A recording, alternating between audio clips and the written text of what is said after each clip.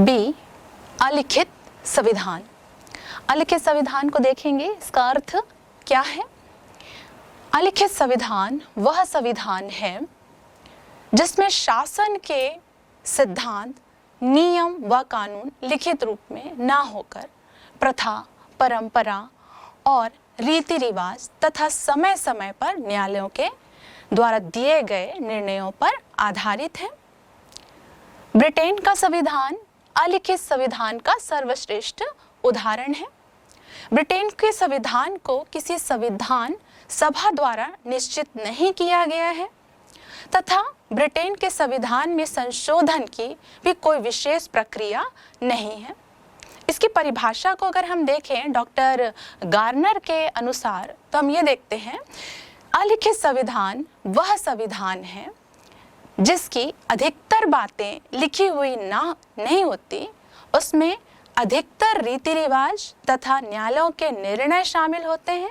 इस प्रकार संविधान को किसी विशेष संविधान सभा द्वारा नहीं बनाया जाता तथा संविधान की रचना नहीं विकास होता है और ऐसे संविधान को विकसित संविधान कहा जा सकता है। कहा जाना ज़्यादा तर्कसंगत होगा क्योंकि वह किसी निश्चित समय पर बनाया नहीं जाता बल्कि धीरे धीरे विकास होता है। हम देखेंगे अलिखित संविधान के गुण को, जिसमें पहला जो पॉइंट है, देश के विकास व प्रगति के लिए उपयुक्त।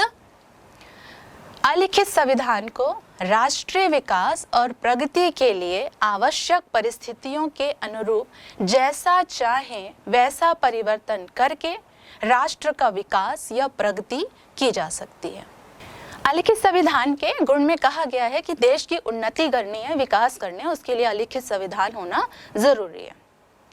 अलिखित संविधान इतना जरूरी है उन्नति और विकास के लिए, तो विश्व में इतने सारे जो देश हैं, खास तौर पे द्वितीय विश्व युद्ध के बाद बहुत सारे जो देश हैं वो आज़ाद हुए हैं और उनको भी विकास करना है, उनको भी उन्नति करनी थी, पर उन्होंने अलिखित संविधान को ना अपनाकर उन्होंने लिखित संविधान को अपनाया है। क्यों? क्योंकि ये सारे जो देश हैं ये गुलाम थे और गुलामी से आज़ाद हुए थे। इन देशों पर बहुत ज़्यादा शोषण हुआ है, अत्याचार हुआ है। तो इन देशों की जो पहली जो प्राथमिकता थी वो थी स्थिर सरकार का होना। जो समस्या है शोषण की, अत्याचार की, उनको समाप्त करना और एक स्थिर सरकार इनको चाहिए थी। तो उन्होंने सोचा कि हम लिखित संविधान बनाएं और लिखित संविधान के द्वारा भी हम उन्नति कर सकते हैं। जैसे कि अमेरिका विश्व का पहला लिखित संविधान इन्होंने अपनाया है और वो काफ़ी उन्नति पर है। भारत इसका बहुत अच्छा एग्जाम्पल है।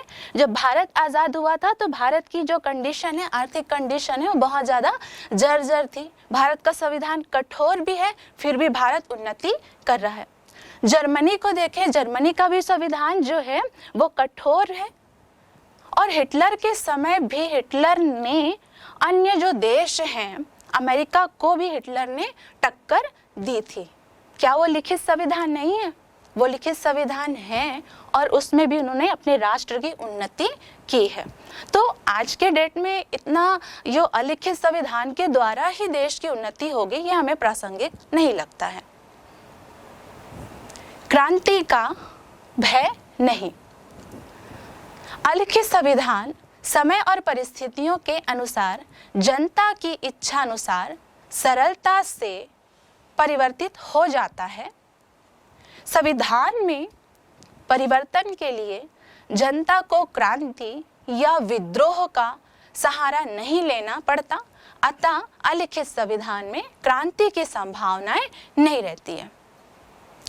ऐसा कहा गया है कि अलिखित संविधान होगा तो क्रांति नहीं होगी, पर हम अमेरिका को देखें, हम अमेरिका को देखिएगा, अमेरिका में लिखित संविधान है पर वहाँ पर भी संघर्ष हुआ था रंग भेद को लेकर। वहाँ जो काले जो लोग थे उनके साथ भेद किया जाता था, उन्हें अधिकार नहीं मिलते थे। तो वहाँ के संविधान में इसे जोड़ा गया है कि रंग भेद क्या होगा, अवैध होगा। भारत में भी लिखित संविधान है और भारत में भी कई सारे कहना चाहिए संघर्ष हुआ है, पर क्रांति नहीं हुई है। भारत में भी असमानता थी, छुआछूत थे, कई प्रकार की समस्याएं थी, पर भारत को के लोगों को कभी भी संघर्ष करने की आवश्यकता नहीं हुई है, सिर्फ आंदोलन ही हुए हैं भारत में। ब्रिटेन का जो संविधान है वो अलिखित संविधान है, और इसमें कहा गया है कि अलिखित संविधान होगा, वहाँ क्रांति का भय नहीं होगा। पर ब्रिटेन में अगर हम देखें तो ब्रिटेन में ही सबसे ज़्यादा क्रांतियाँ हुई हैं, जैसे कि प्रजातंत्र की स्थापना के लिए यहाँ पर क्रांति हुई है, जबकि 1688 से 1689 में यहाँ प्रजातंत्र की स्थापना हुई है। तो प्रजातंत्र की स्थापना के लिए यहाँ पर क्रांति हुई है। दूसरी क्रांति ब्रिटेन में महिला मताधिकार के लिए हुई है। महिलाओं को वोटिंग का कोई अधिकार नहीं था, इसलिए महिलाओं के द्वारा, वहाँ की जनता के द्वारा क्रांति की गई है, जबकि प्रजातंत्र वहाँ 1688 और 89 से थी और 1912 में उन्हें ये मताधिकार प्राप्त हुआ है। यहाँ ब्रिटेन में श्रमिक जो कानून है सबसे पहले बनाया गया है। औद्योगिक क्रांति के फलस्वरूप ब्रिटेन में श्रमिकों का सबसे ज़्यादा यहाँ पर शोषण हुआ, तो श्रमिकों के द्वारा शोषण से मुक्ति के लिए यहाँ पर क्रांति की गई है। तो हम ये देख रहे हैं कि अमेरिका है वो लिखित संविधान है, पर वहाँ पर इतनी बड़ी कोई क्रांति नहीं हुए हैं, सिर्फ संघर्ष हुए हैं। भारत में लिखित संविधान है, कठोर भी है, पर भारत में भी ऐसी कोई क्रांति नहीं हुई है संविधान बनने के बाद। पर ब्रिटेन जो अलिखित संविधान है और यहीं पर सबसे बड़ी क्रांतियां हुई हैं। तो जरूरी नहीं है कि अलिखित संविधान हो तो क्रांति नहीं होती, वहां भी क्रांति हो सकती है। ये इसका गुण भी हो सकता है और इसका दोष भी हो सकता है। तीसरा है संकट काल के लिए उपयुक्त। अलिखित संविधान संकट काल के लिए उपयुक्त है क्योंकि युद्ध आदि जैसी संकटकालीन परिस्थितियों में सरलता और शीघ्रता से परिस्थितियों के अनुसार इनमें परिवर्तन किया जा सकता है। लॉर्ड ब्राइस के अनुसार अलिखित संविधान बिना उनके ढांचे का विनाश किए इच्छा अनुसार झुकाए अथवा खींचे जा सकते हैं, और जब संकट समाप्त हो जाता है तब वे उसी प्रकार अपनी पहली अवस्था को प्राप्त कर लेते हैं, जिस प्रकार एक वृक्ष जिसके नीचे से वाहन को ले जाने के लिए उसकी अटकी डालियों को खींचकर अलग कर दिया जाता है। इसमें कहा गया है कि संकट काल के लिए अलिखित संविधान आवश्यक है। हम एक उदाहरण देखते हैं भारत का। भारत में 3 बार संकट काल की स्थिति आई है, चाहे वो भारत चाइना का युद्ध हो, चाहे भारत पाकिस्तान युद्ध हो, चाहे बांग्लादेश के निर्माण के समय जो भारत पाकिस्तान युद्ध हुआ है, या कारगिल युद्ध आप देख सकते हो। तो भारत में जब भी संकटकालीन स्थिति आई है तो भारत ने उसका डटकर सामना किया। कभी भी भारत को ऐसा महसूस नहीं हुआ है कि हमारा लिखित संविधान है तो हमारे लिए ये बाधा पहुंचा रहा है, ऐसा कभी भी भारत को ये महसूस नहीं हुआ है। भारत ने हमेशा उसका सामना किया, जबकि भारत में लिखित संविधान है। दूसरा हम इसका उदाहरण हम देख सकते हैं अमेरिका का। हाँ, अमेरिका में और अमेरिका के राज्यों को ये ज़रूर महसूस हुआ है कि लिखित संविधान अपनाकर हमने कहीं गलती तो नहीं कर दी। ऐसा क्यों? अमेरिका को ऐसा क्यों महसूस हो रहा है कि उन्होंने गलती कर दी? ऐसा इसलिए वो महसूस कर रहे हैं क्योंकि अमेरिका ने जितने भी युद्ध लड़े हैं, चाहे वो वियतनाम का युद्ध हो, चाहे वो कोरिया का हो, चाहे वो क्यूबा संकट का हो, एक भी युद्ध अमेरिका ने नहीं जीता है। अमेरिका ने ये जो युद्ध है विश्व में अपने वर्चस्व को बढ़ाने के लिए ही किया है, और किसी भी युद्ध को उसने जीता नहीं। युद्ध के लिए धन की आवश्यकता होती है, और ये जो धन होता है राज्यों से ही प्राप्त होता है। तो वो धन तो राज्य दे रहे हैं पर युद्ध वो जीत नहीं रहे हैं। तो वहाँ के राज्यों को महसूस होता था कि हम अगर अलिखित संविधान होता तो हम आसानी से यहाँ से निकल जाते, पर लिखित संविधान है इसलिए हम निकल नहीं पा रहे हैं। अगर हम रूस की बात करें तो रूस में लिखित संविधान है और वो लचीला भी है, और रूस को कभी ये महसूस नहीं हुआ है कि उनको अलग हो जाना चाहिए, क्योंकि वो भी संकट काल की स्थिति में आसानी से उसका सामना कर लेते हैं।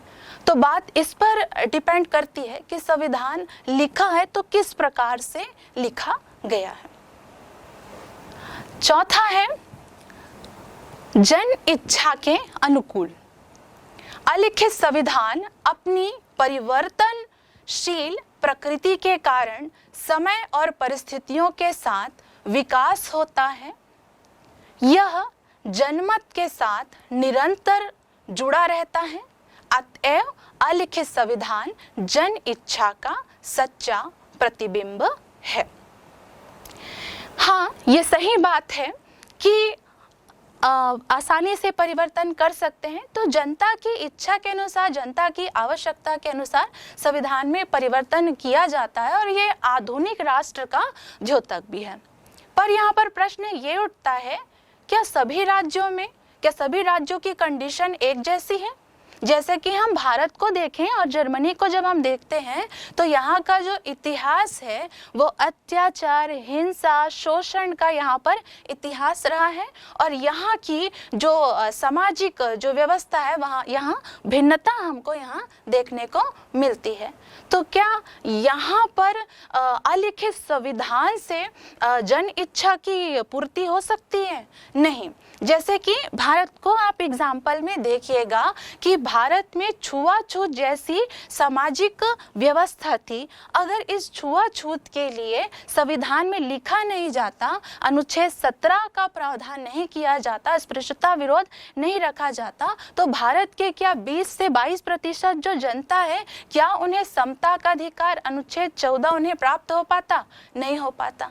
वैसे ही हम देखेंगे दक्षिण अफ्रीका में, देखिएगा वहाँ के जो संविधान में 3/4 बहुमत के द्वारा उसमें संशोधन किया जा सकता है। क्यों? क्योंकि वहाँ पर वो जो अफ्रीका जो है, दक्षिण अफ्रीका, वो एक शांत क्षेत्र में है। अगर ये मध्य पूर्व में होता तो अफ्रीका जो है, दक्षिण अफ्रीका है, कब कर टूटकर बिखर जाता। तो ये इस बार पर डिपेंड करता है कि वो देश, उसका इतिहास किस प्रकार का है, जिसके आधार पर वो अलिखित रूप से जन इच्छा की पूर्ति कर सकता है या लिखित रूप से जन इच्छा की पूर्ति कर सकता है। इसमें एक और एग्जाम्पल हम देख सकते हैं दक्षिण अफ्रीका का। यहाँ का जो संविधान है वो कठोर संविधान है। 3/4 बहुमत चाहिए अगर संविधान में संशोधन करना है। क्यों? यहाँ पर काले लोगों पर गोरे लोग शासन करते हैं।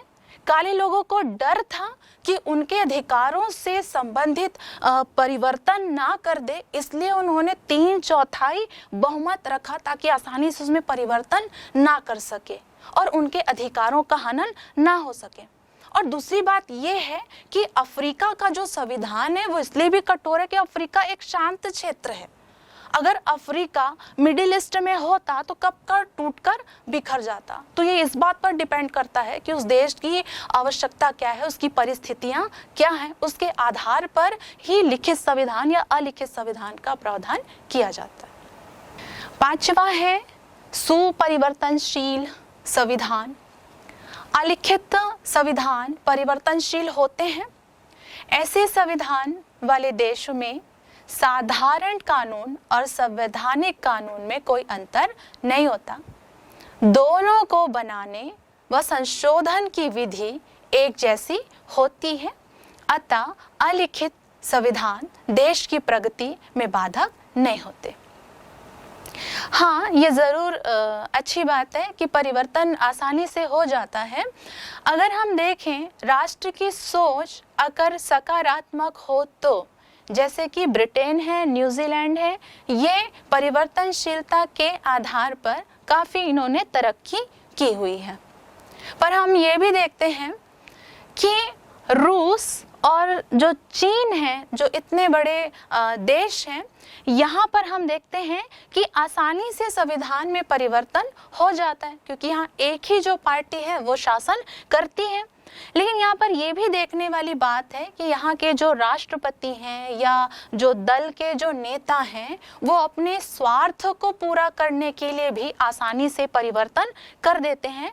रूस और चीन में आप देखेंगे कि यहाँ के जो राष्ट्रपति हैं उन्होंने अपने पद को का जो समय है 10 से 12 वर्षों के लिए वो आगे बढ़ा लिए हैं।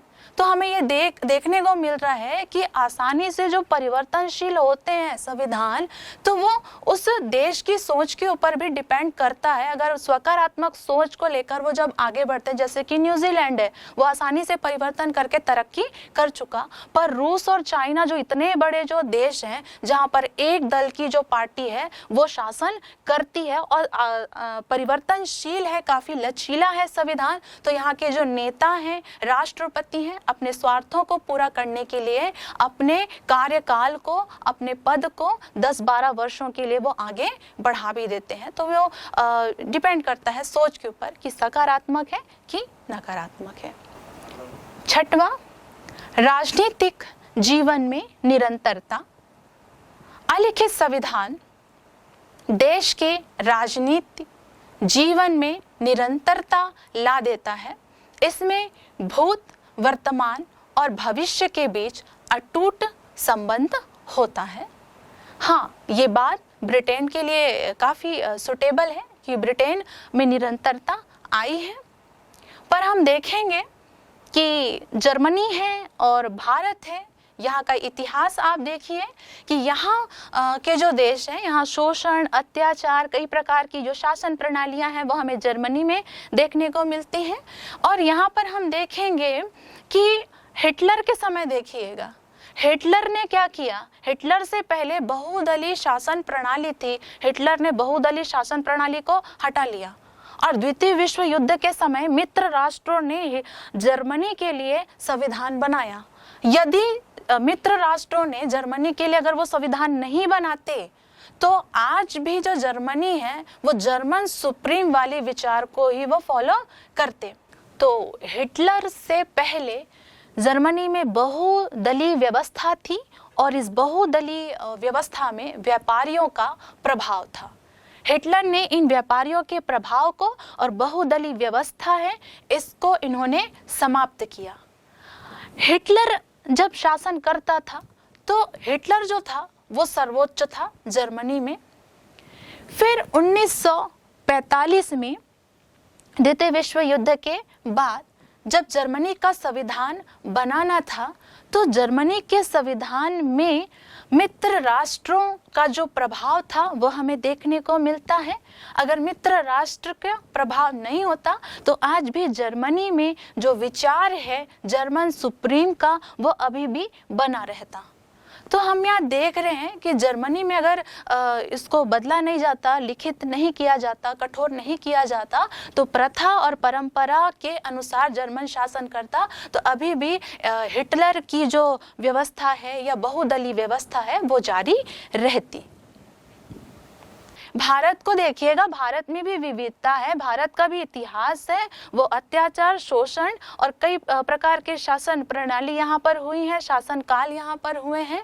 और अगर हम ब्रिटिश शासन की बात करें भारत में तो 1919 का मॉन्टेग्यू चैम्सफोर्ड सुधार को देखिएगा जिसमें सांप्रदायिक प्रतिनिधित्व की बात कही गई थी, ऐसे नियम बनाए गए थे। अगर ये नियम चालू रहते भारत में तो भारत में आज 8 से 9 प्रकार की निर्वाचन व्यवस्था हमको देखने को मिलती। तो बात ये है कि संविधान अगर हम लिखा हुआ भी हो तो उसमें हम देश की प्रगति हम कर सकते हैं, विकास हम कर सकते हैं। जरूरी नहीं है कि अलिखित संविधान हो विकास के लिए। राजनीतिक जीवन में निरंतरता के लिए तो इसमें हम उदाहरण देखेंगे ब्रिटेन का और न्यूजीलैंड का। यहाँ पर तो निरंतरता आई है राजनीतिक जीवन में, यहाँ पर लागू होता है। पर अगर हम भारत की बात करें तो भारत में 1919 का मॉन्टेग्यू चैम्सफोर्ड सुधार हम इसमें देख सकते हैं। इसमें था क्या, इस अधिनियम में सांप्रदायिक प्रतिनिधित्व था। यदि भारत में इसको हम जारी रखते तो आज भारत में 8 से 9 प्रकार के निर्वाचन जो प्रणालियां हैं ये हमें देखने को मिलती। तो क्या इसे प्रथा और परंपरा के नाम पर हम जारी रहने देते? नहीं ना। 7वां हम देखेंगे, राष्ट्रीय एकता के लिए आवश्यक है। अलिखित संविधान का आधार प्रथा, परंपराएं, रीति रिवाज, अधिसमय, सामान्य भाषा, समान संस्कृति होती है। अतः इससे देश के सभी व्यक्ति एकता के सूत्र में बन जाते हैं। हाँ, ये बात ठीक है कि परंपरा है, रीति रिवाज से देश की जनता को एकता के सूत्र में बांधा जा सकता है। पर हम ये भी देखेंगे ये जो मानव जो समाज है ये परिवर्तनशील है, और ये जो परिवर्तन है वो नकारात्मक भी हो सकती है और सकारात्मक परिवर्तन भी हो सकता है। यदि नकारात्मक परिवर्तन होता है तो नकारात्मक परिवर्तन को दूर करना इतना आसान नहीं होता, खास तौर पर जब वो जनसंख्या, वो जो देश है जनसंख्या वहाँ की बहुत अधिक हो तो। जैसे नकारात्मक परिवर्तन को हम देख सकते हैं चीन के उदाहरण से। ब्रिटेन ने चीन में अफीम का व्यापार किया और इस अफीम के व्यापार से ब्रिटेन ने काफ़ी फायदा उठाया है और चीन की जो जनता है वो आलसी हो गई थी। ऐसे में हम देखते हैं कि जब माओवाद आया तो माओ ने भी काफ़ी सुधार किया और पूंजीवादी जो व्यवस्था है, ब्रिटिश जो व्यवस्था है उसको उन्होंने समाप्त किया और धीरे धीरे उन्होंने समाजवाद से आगे बढ़कर वो पूंजीवाद की तरफ वो आगे बढ़ रहे हैं। और इतना ज़्यादा चीन आगे बढ़ चुका है कि वो अमेरिका को भी वो टक्कर देने लग गया है। दूसरी बात ये है कि अगर हम अरब कंट्रीज़ को देखें, अगर हम कुवैत को देखते हैं, कतर को देखते हैं, यूएई को देखते हैं, तो यहाँ पर हम देखेंगे कि ये जो देश है विश्व का सबसे बड़ा सॉवरेन वेल्थ फंड है। अब ये सॉवरेन वेल्थ फंड क्या होता है? ये एक विदेशी मुद्रा होती है। यदि किसी देश के साथ आपको व्यापार करना है या कोई चीज़ आपको खरीदनी है तो उसके लिए आपके पास विदेशी मुद्रा का होना ज़रूरी है। भारत के पास भी विदेशी मुद्रा है, पर भारत की आवश्यकता इतनी है कि वो विदेशी मुद्रा इन आवश्यकताओं को पूरा करने में ही खत्म हो जाता है। लेकिन ये जो अरब कंट्रीज है इनके पास इतने ज़्यादा विदेशी मुद्रा होती है कि ये अपनी आवश्यकता तो पूरी कर लेते हैं, उसके बावजूद इनके पास इतना होता है कि वो दूसरे देशों में वो निवेश करते हैं। यदि ये अरब कंट्रीज इन प्रथाओं पर, खास तौर पे अगर इस्लाम की प्रथाओं को ही अगर वो मानते, जैसे कि इस्लाम में कहा गया है कि ब्याज का जो धंधा है वो नहीं किया जा सकता, वो हराम है, यदि उसको वो मानते तो क्या वो उन्नति इतनी कर पाते? नहीं कर पाते। भारत को देखिएगा, भारत में अनुच्छेद 14 में समता का अधिकार मिला है। अगर ये समता का अधिकार लेखबद्ध नहीं किया जाता संविधान में तो आज भी भारत में उच्च जो जातियां हैं उनकी जो दबंगई है वो हमें देखने को मिलती। 5वां है सुपरिवर्तनशील संविधान। अलिखित संविधान परिवर्तनशील होते हैं। ऐसे संविधान वाले देशों में साधारण कानून और संवैधानिक कानून में कोई अंतर नहीं होता। दोनों को बनाने व संशोधन की विधि एक जैसी होती है। अतः अलिखित संविधान देश की प्रगति में बाधक नहीं होते। हाँ, ये ज़रूर अच्छी बात है कि परिवर्तन आसानी से हो जाता है। अगर हम देखें राष्ट्र की सोच अगर सकारात्मक हो तो, जैसे कि ब्रिटेन है, न्यूजीलैंड है, ये परिवर्तनशीलता के आधार पर काफ़ी इन्होंने तरक्की की हुई है। पर हम ये भी देखते हैं कि रूस और जो चीन है, जो इतने बड़े देश हैं, यहाँ पर हम देखते हैं कि आसानी से संविधान में परिवर्तन हो जाता है, क्योंकि यहाँ एक ही जो पार्टी है वो शासन करती है। लेकिन यहाँ पर ये भी देखने वाली बात है कि यहाँ के जो राष्ट्रपति हैं या जो दल के जो नेता हैं वो अपने स्वार्थ को पूरा करने के लिए भी आसानी से परिवर्तन कर देते हैं। रूस और चीन में आप देखेंगे कि यहाँ के जो राष्ट्रपति हैं उन्होंने अपने पद का जो समय है 10 से 12 वर्षों के लिए वो आगे बढ़ा लिए हैं। तो हमें ये देखने को मिल रहा है कि आसानी से जो परिवर्तनशील होते हैं संविधान, तो वो उस देश की सोच के ऊपर भी डिपेंड करता है। अगर सकारात्मक सोच को लेकर वो जब आगे बढ़ते हैं, जैसे कि न्यूजीलैंड है, वो आसानी से परिवर्तन करके तरक्की कर चुका, पर रूस और चाइना जो इतने बड़े जो देश हैं जहाँ पर एक दल की जो पार्टी है वो शासन करती है और परिवर्तनशील है, काफी लचीला है संविधान, तो यहाँ के जो नेता हैं, राष्ट्रपति हैं, अपने स्वार्थों को पूरा करने के लिए अपने कार्यकाल को, अपने पद को 10-12 वर्षों के लिए वो आगे बढ़ा भी देते हैं। तो वो डिपेंड करता है सोच के ऊपर कि सकारात्मक है कि नकारात्मक है। छठवां, राजनीतिक जीवन में निरंतरता। अलिखित संविधान देश के राजनीतिक जीवन में निरंतरता ला देता है। इसमें भूत, वर्तमान और भविष्य के बीच अटूट संबंध होता है। हाँ, ये बात ब्रिटेन के लिए काफ़ी सुटेबल है कि ब्रिटेन में निरंतरता आई है, पर हम देखेंगे कि जर्मनी है और भारत है, यहाँ का इतिहास आप देखिए कि यहाँ के जो देश हैं, यहाँ शोषण, अत्याचार, कई प्रकार की जो शासन प्रणालियाँ हैं वो हमें जर्मनी में देखने को मिलती हैं। और यहाँ पर हम देखेंगे कि हिटलर के समय देखिएगा, हिटलर ने क्या किया, हिटलर से पहले बहुदलीय शासन प्रणाली थी, हिटलर ने बहुदलीय शासन प्रणाली को हटा लिया और द्वितीय विश्व युद्ध के समय मित्र राष्ट्रों ने जर्मनी के लिए संविधान बनाया। यदि मित्र राष्ट्रों ने जर्मनी के लिए अगर वो संविधान नहीं बनाते तो आज भी जो जर्मनी है वो जर्मन सुप्रीम वाले विचार को ही वो फॉलो करते।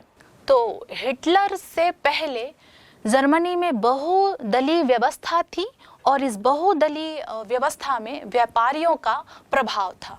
हिटलर ने इन व्यापारियों के प्रभाव को और बहुदलीय व्यवस्था है इसको इन्होंने समाप्त किया। हिटलर जब शासन करता था तो हिटलर जो था वो सर्वोच्च था जर्मनी में। फिर 1945 में द्वितीय विश्व युद्ध के बाद जब जर्मनी का संविधान बनाना था तो जर्मनी के संविधान में मित्र राष्ट्रों का जो प्रभाव था वो हमें देखने को मिलता है। अगर मित्र राष्ट्र का प्रभाव नहीं होता तो आज भी जर्मनी में जो विचार है जर्मन सुप्रीम का वो अभी भी बना रहता। तो हम यहाँ देख रहे हैं कि जर्मनी में अगर इसको बदला नहीं जाता, लिखित नहीं किया जाता, कठोर नहीं किया जाता, तो प्रथा और परंपरा के अनुसार जर्मन शासन करता, तो अभी भी हिटलर की जो व्यवस्था है या बहुदलीय व्यवस्था है वो जारी रहती। भारत को देखिएगा, भारत में भी विविधता है, भारत का भी इतिहास है, वो अत्याचार, शोषण और कई प्रकार के शासन प्रणाली यहाँ पर हुई है, शासन काल यहाँ पर हुए हैं। और अगर हम ब्रिटिश शासन की बात करें भारत में तो 1919 का मॉन्टेग्यू चैमसफोर्ड सुधार को देखिएगा जिसमें सांप्रदायिक प्रतिनिधित्व की बात कही गई थी, ऐसे नियम बनाए गए थे। अगर ये नियम चालू रहते भारत में तो भारत में आज 8 से 9 प्रकार की निर्वाचन व्यवस्था हमको देखने को मिलती। तो बात ये है कि संविधान अगर हम लिखा हुआ भी हो तो उसमें हम देश की प्रगति हम कर सकते हैं, विकास हम कर सकते हैं। जरूरी नहीं है कि अलिखित संविधान हो विकास के लिए। राजनीतिक जीवन में निरंतरता के लिए तो इसमें हम उदाहरण देखेंगे ब्रिटेन का और न्यूजीलैंड का। यहाँ पर तो निरंतरता आई है राजनीतिक जीवन में, यहाँ पर लागू होता है। पर अगर हम भारत की बात करें तो भारत में 1919 का मॉन्टेग्यू चैमसफोर्ड सुधार हम इसमें देख सकते हैं। इसमें था क्या, इस अधिनियम में सांप्रदायिक प्रतिनिधित्व था। यदि भारत में इसको हम जारी रखते तो आज भारत में 8 से 9 प्रकार के निर्वाचन जो प्रणालियां हैं ये हमें देखने को मिलती। तो क्या इसे प्रथा और परंपरा के नाम पर हम जारी रहने देते? नहीं ना।